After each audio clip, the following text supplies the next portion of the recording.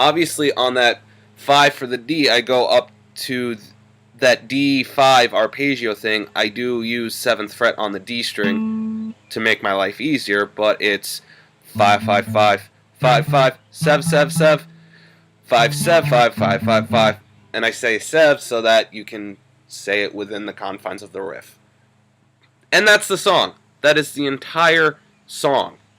Obviously, it's very simple, obviously, and it's very repetitive, and that's just pop music as a whole, and how you play it can help define how punkish it really sounds, because this is one of the precursors of the whole 3-chord punk thing. And if you play with a pick and use down picking,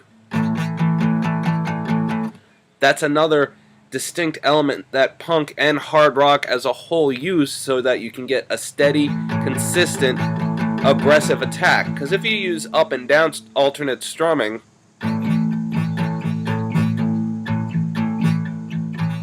one's going to sound more aggressive than the other.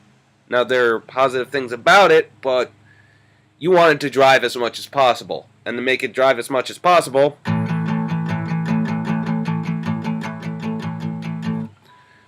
see you tomorrow.